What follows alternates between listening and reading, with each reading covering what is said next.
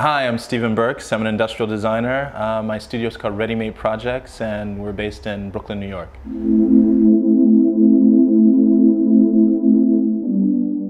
I think first of all, life is culture, and culture is life. And I think as long as design is connected to culture, to how people live and how they want to live, then we are giving life to design, or life to design, and hopefully design is giving life to us. For me, first and foremost, we have to try to design with people in mind and with the culture of people in mind.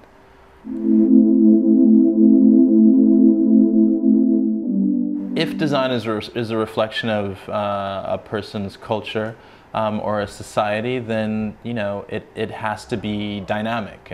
Culture's changing, our points of view are changing, how we manipulate materials changing, our needs are changing, and I think it's really important that design change with culture and with community.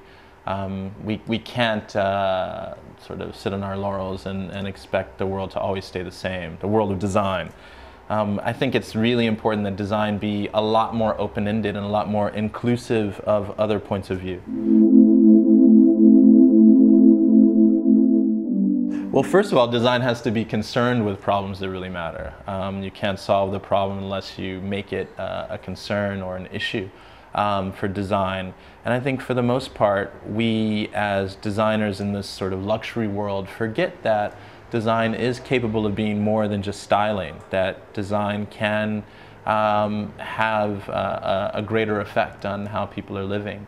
And not just people that can afford it, but everyone. I would say design lasting for life. Some design shouldn't last for life. Whereas other design lasts for life because it's really good. And it's less about a moment in time and more about a kind of continuum of ideas. And in as much as those ideas are expressed appropriately in a product, it tends to last. Well, I think we're living in the crisis of design these days. I think the more that design becomes a part of popular culture, in a lot of ways, the less it tends to reflect on the needs of that culture. It's almost as if design becomes entertainment. And we seem to be forced or pressured into making more and more and more and making it somehow more and more and more entertaining. And we're less concerned with the real issues in the world today and how we can address those. That is absolutely a crisis, I would say, for design. But on the other hand, we have a more pluralistic point of view.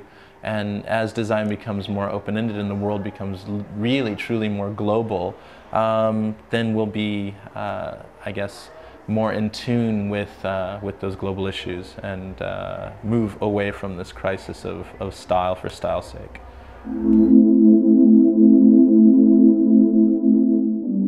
It's hard to, I think we have to keep in mind that design is a living and breathing thing, and that it's hard to predict which way things are going to go, but I would say, in terms of goals that we could set for ourselves, that we have to, somehow we have to be more inclusive, that we have to kind of move outside of our safe zones, our safety zones, and begin to work in and with, collaboratively with other cultures.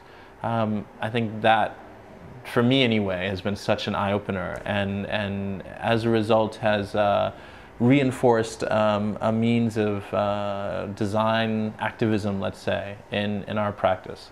And I think that could kind of spread to a lot of other people's practice as well. In terms of being able to trust design, I think when you say trust, I think you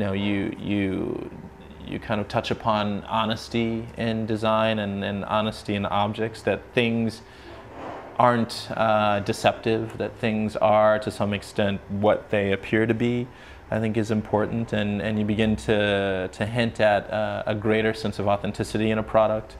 how it's made, where it's made, what it's made from, and how much that is communicated to the public, I think builds a sense of awareness about design as a cultural force, as well as building a sense of honesty and trustworthiness.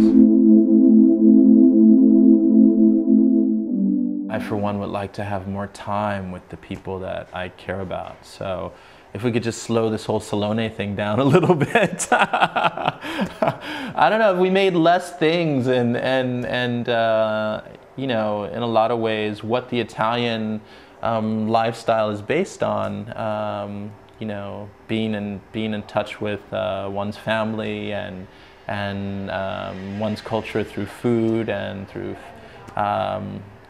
through design, I think is really the reason we are all gravitating to Milan every year. And I don't think that is something that can be rushed. I don't think that's something that should be forced. I think in the same way that the Italians take time to sip an espresso or time to, you know, eat a good meal and toast with their friends, maybe we should all take time to make products that we believe in.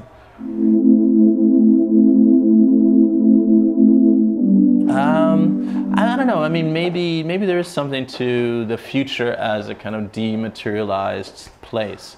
Maybe there is something to the future as being more spiritual. Maybe there is something about a future that is more internalized and less externalized through stuff.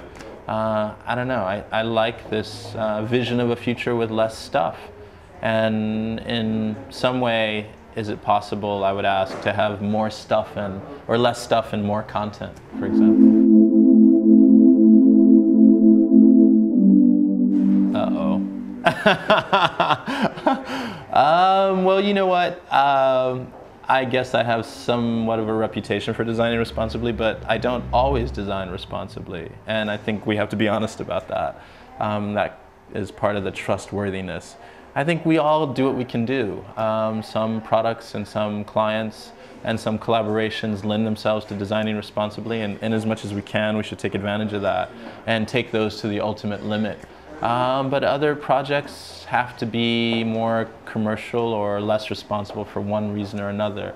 And in those situations, I think it's important to begin the dialogue of responsibility. If you're not able to design responsible, at least we can begin to talk about it and move those clients in that direction.